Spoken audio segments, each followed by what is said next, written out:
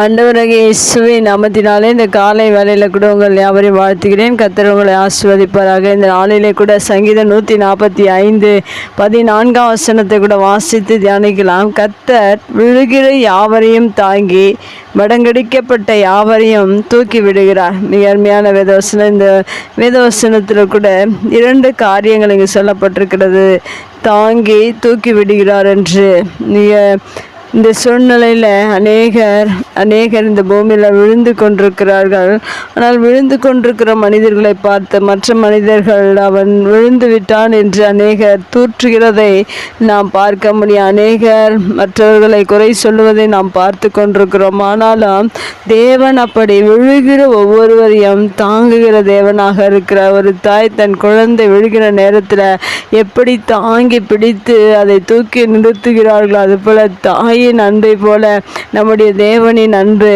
அப்படிப்பட்ட ஒவ்வொருவரும் இன்றைக்கு அநேக காரியங்களில் விழுந்து விடுகிறார்கள். அப்படி விழுந்து கொண்டிருக்கிற ஒவ்வொரு மனிதனையும் தேவன் தூக்கி விடுகிறவராக இருக்கிறார், தாங்குகிறவராக இருக்கிறார். ஆனால் மனிதர்கள் தூற்றி திரிவார்கள். ஆனால் கர்த்தர் ஒரு மனிதன் விழும்போது அவனை தூக்கி விடுகிறார். அநேக காரியங்களில் மனிதர்கள் விழுந்து கொண்டிருக்கிறார்கள். ஆனால் தேவனுடைய அன்பு பாருங்கள். நாமும் கூட அநேக நேரங்களில் அநேக காரியங்களில் நாம் விழுந்திருப்போம். அந்த நேரத்தில் ஆண்டவர் நம்மை தூக்கி நிறுத்தினதினால்தான் அவருடைய அன்பை நாம் நினைத்து இதுவரைக்கும் தேவனோடு கூட ஐக்கியமாயிருந்து தேவனோடு கூட நாம் அவருடைய அன்பை புரிந்து நாம் இன்னும் ஆண்டவரோடு இணைந்து வாழ்கிற ஒரு அனுபவத்தை தேவன் இந்த நாள் மட்டும் நமக்கு கொடுத்திருக்கிறார். நாம் விழுகிற யாரையும் நாம் குறை சொல்லாதபடி அவர்களுக்காக நாம் ஜெபிக்கிறவர்களாக இருக்க வேண்டும், அவர்களை தாங்குகிறவர்களாக இருக்க வேண்டும். அதை தான் தேவன் செய்திருக்கிறார். அதை நாம் புத்தி சொல்லி அவர்களுக்கு அந்த விழுகிற காரியங்களிலிருந்து அவர்களை நீங்கள் தாங்கும்போது தூக்கி விடும்போது தேவன் உங்களை அவர் நேசிக்கிறவராக இருக்கிறார். தேவன் செய்த காரியத்தை நாமும் செய்ய வேண்டும். தேவன் அதை தான் செய்திருக்கிறார். நாம் ஒவ்வொரு நாளிலும் கர்த்தருடைய வார்த்தையை கவனிக்கும் போது தியானிக்கும் போது நம்முடைய ஆவிக்குரிய வாழ்க்கையில் இன்னும் வளர்ச்சி அடைவதற்கு நமக்கு உதவி செய்யும். ஏனென்றால் தேவன் சொல்கிற வார்த்தையை நன்றாக கவனிக்கும் போது அவர் விழுகிற யாவரையும் தாங்கி என்று சொல்லப்பட்டிருக்கு. அந்த வார்த்தை யாவரையும் என்று சொல்லப்பட்டிருக்கிறது. யாராக இருந்தாலும் எத்தனை பேராக இருந்தாலும் இந்த பூமியில் விழுகிற ஒவ்வொரு மனிதனையும் தேவன் தாங்கி கொண்டிருக்கிறார்.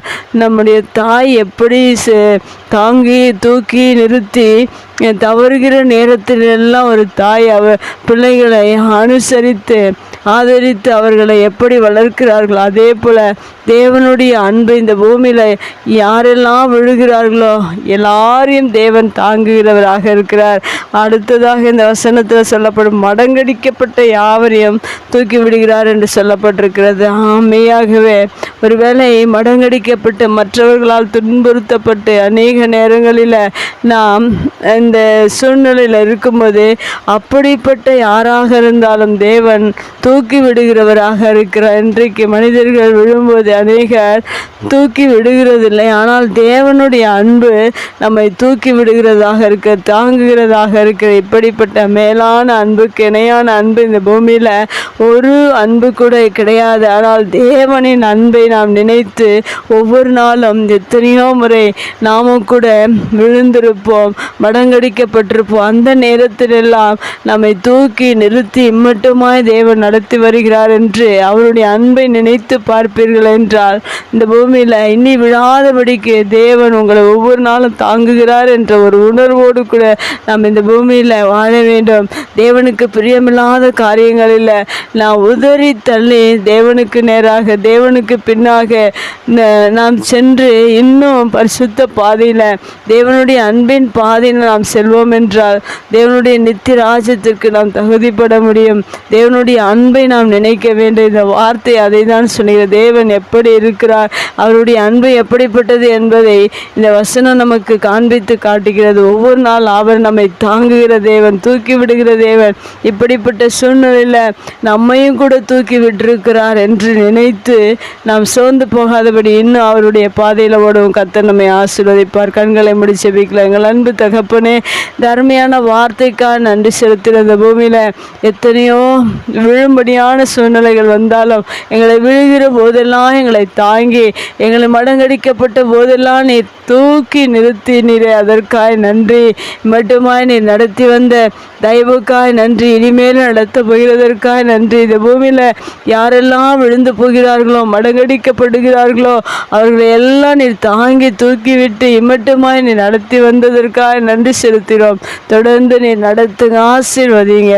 இயேசுவின் நாமத்தில் ஜெபங்கள் நல்ல பிதாவே, ஆமேன்.